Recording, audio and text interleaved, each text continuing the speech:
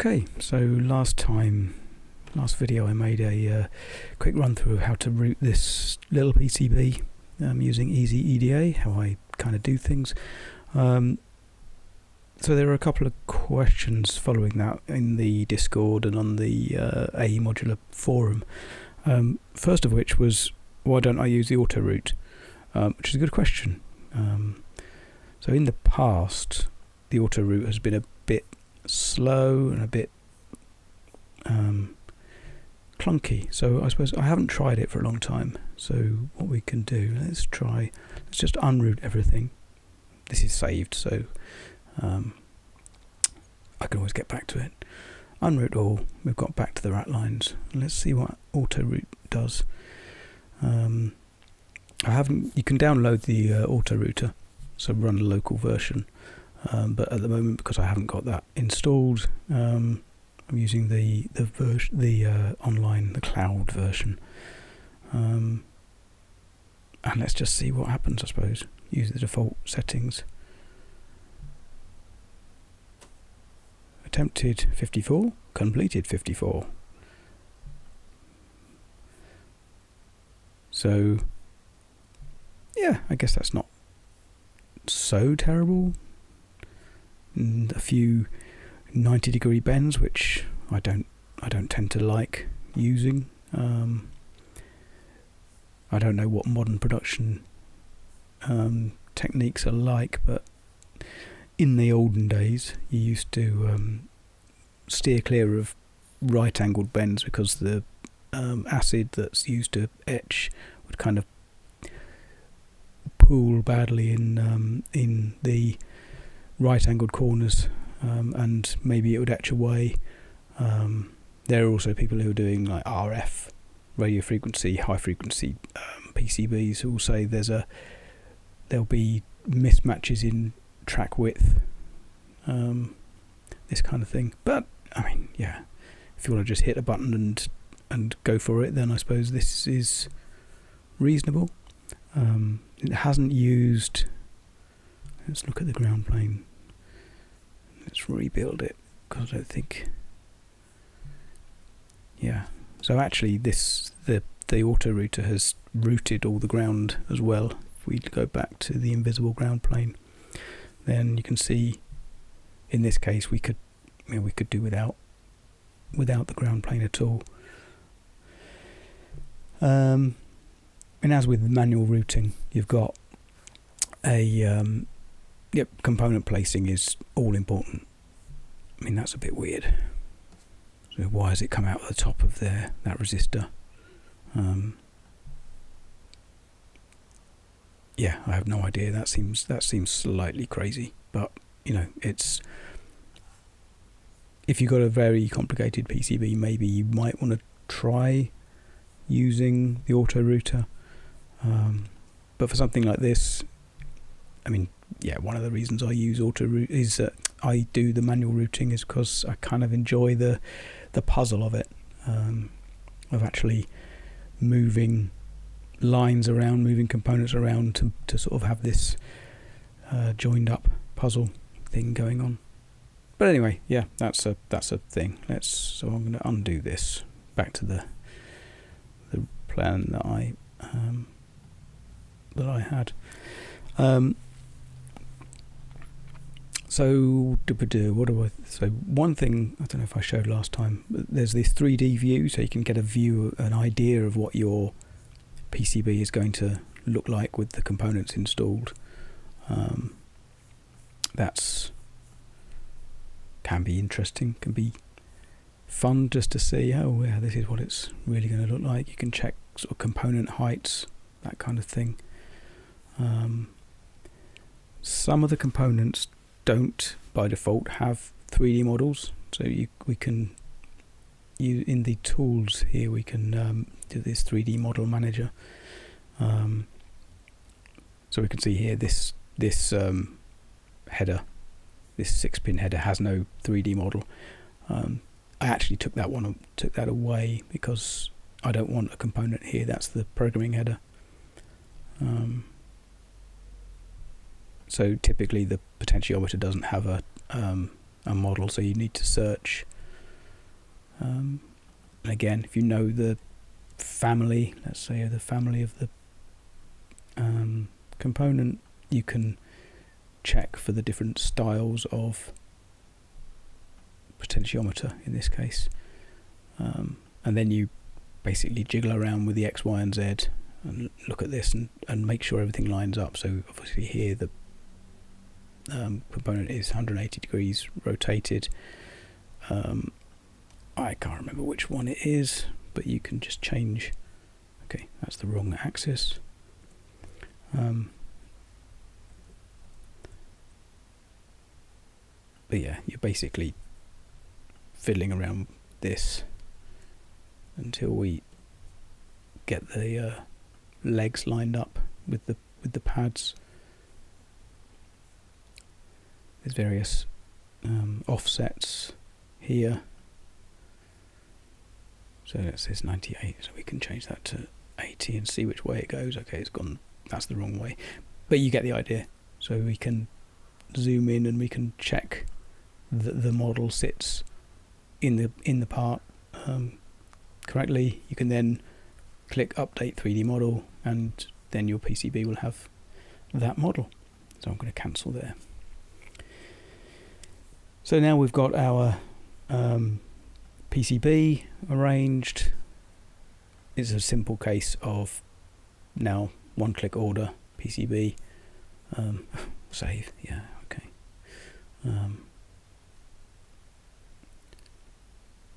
I suppose one thing I have done here is that each component you can check a box to say whether it's in the bill of materials or not. So this, all the surface mount stuff, I would get assembled in this case.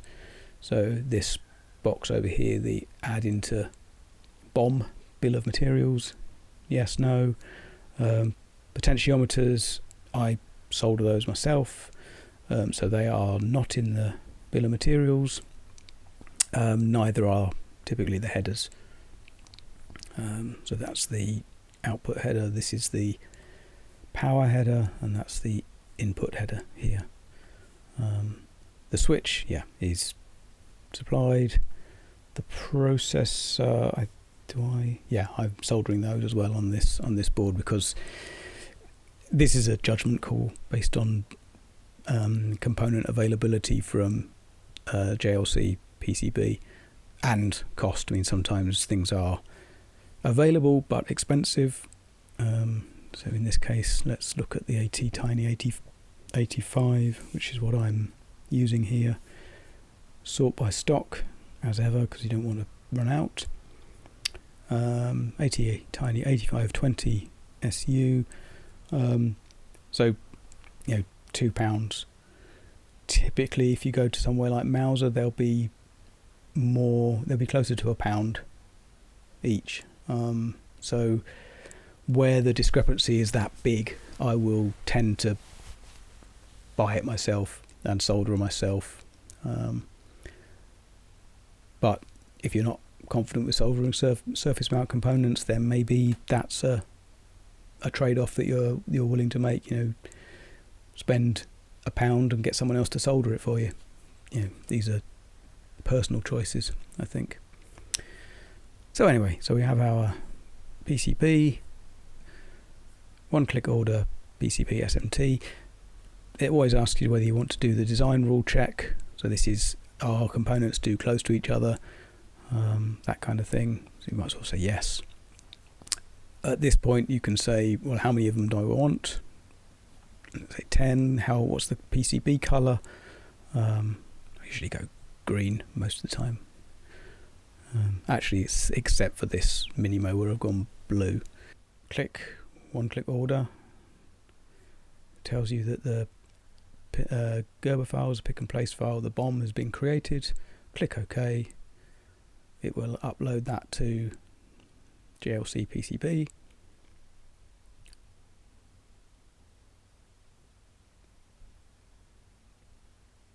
Hopefully.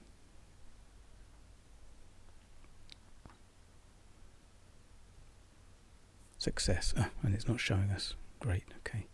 Usually it shows you the picture of the board up here.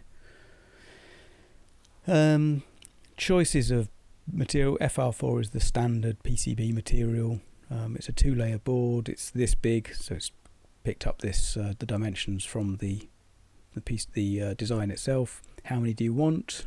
Where is it basically going? Whether you want deburring. You can have different designs in your PCB layout, but I tend to do one-on-one because one by one, because it just makes the whole process easier. I haven't got my head around panels and different designs. 1.6mm thickness is standard. You can change the color of your PCB. Some combinations aren't necessarily supported in this cheap way, so I always go lead-free HASL, which is hot air solder leveling. So I go lead-free, which is tin and whatever other metals they use apart from lead. If you're really feeling flush, you can go for the ENIG, which is a gold-plated finish, which, if we say green, wait for the calculated price to update.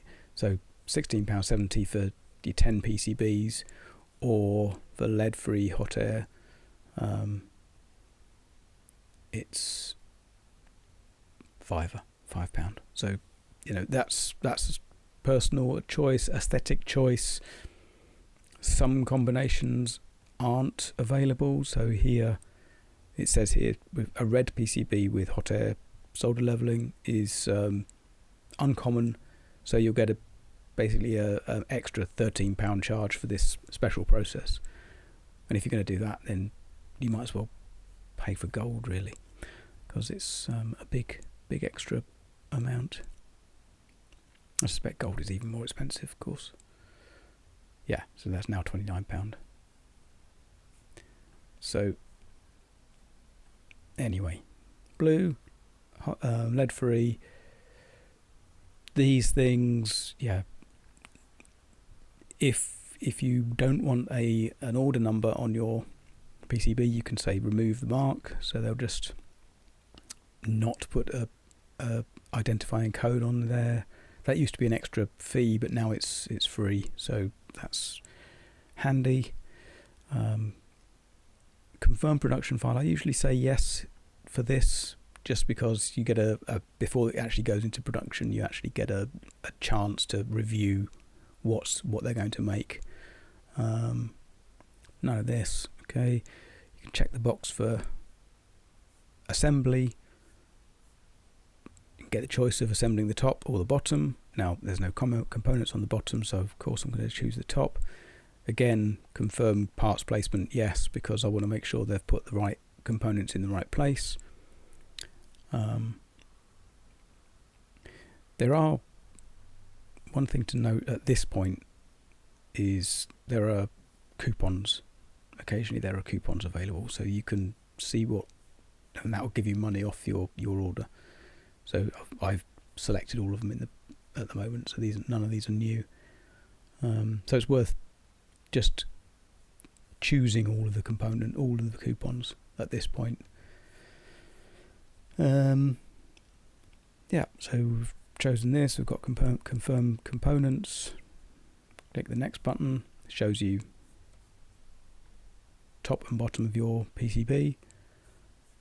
Next.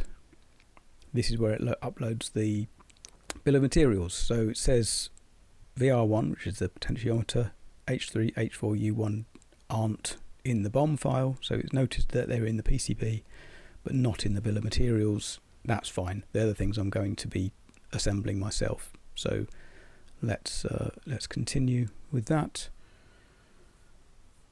And then it gives you a list of all the components. We've got capacitors, we've got an LED, resistors, this switch, and the op-amp. We have component types, basic or extended. The extended ones incur an extra fee, but sometimes there's kind of no avoiding it unless you want to solder it all yourself again. in this case, I'd rather just let them solder these things. So I can say next. It then shows you where the components are going to be. Again, top, bottom. There's nothing on the bottom. Next, gives you a breakdown of the price. You have to select what kind of product it's going to be. So this is for a synthesizer, so choose electronic musical instrument, save to cart, and you're there. So here's the basically the breakdown. Making the PCB is £5.63, and adding all the components and the assembly is £16. So for 21 quid, I've got 10 of these PCBs. This is the point where you start playing around with quantities, because so basically it would cost me £17 for 5, for an extra, what did I say, an extra £4 you've got 10. We double that again, it's an extra £4 for 10 again. So, you know, if you're confident with your design, then you might want to order more if you're like me and you're sending them on. So yeah, that's very much up to you. And then this is an estimate of the shipping, and it's also got shows you which coupons are applicable, and we'll apply those, as I mentioned the coupons before. Shipping is estimated. You can choose different sorts of shipping. That's going to vary, again, depend on your requirements, expectations. So they have different delivery times. Some of them will you prepay import duty. Some of them you get charged by your courier. I generally use FedEx because it turns out to be about the same cost as the slow shipping, but comes in, in a week rather than 2. So that's about it. That's very quick walkthrough of how to sort of finish up your PCB design. One final thing, I suppose, here I use the same tools for designing the panels. So you know where everything is on your main board, so you can then make up a panel which sits and sort of dresses your module nicely. On this one where I've got an LED, I effectively make a hole in the solder mask. And one thing I find useful to check that you've got that right is use this layer distance. So if you say 5 for 5 millimeters, it will split out your design. Oops. Once more, I'm doing this one-handed because my hand is still recovering from the surgery I had. 2 millimeters is easier. So there we can see all the different layers. We've got the blue, which is the solder mask, which you can see that's got holes in where the holes are and where the wonky stuff text is. The next layer is a copper layer, bottom copper layer. This is the PCB itself. Then there's a top copper layer and a top solder mask. And then finally there's the white silk screen.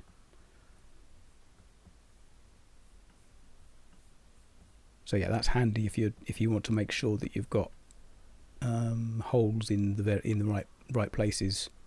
For example, here with the LED. And again, with this you can place an order.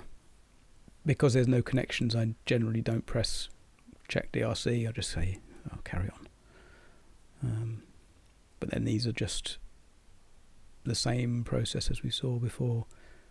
So for your front panel, you might want to make it gold plated if you're feeling flush. But again, so let's say black with gold plating. Yeah, quite nice. We don't want an order number on it. Sometimes I do for aesthetic reasons. I will place it in a specific place.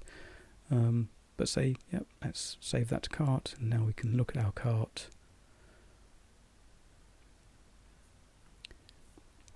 And we see there's the panel, and there's the PCB and the assembly.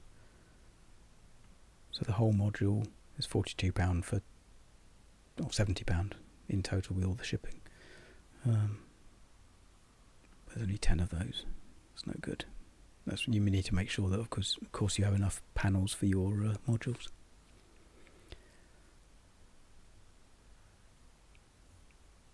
So there we have it. That's the kind of life cycle of making a module in Easy EDA. If it was useful, then let me know in the comments. If you want to see anything else, again, let me know in the comments. And let's hope I'll be my hand is more mobile next time. Right, thanks for watching.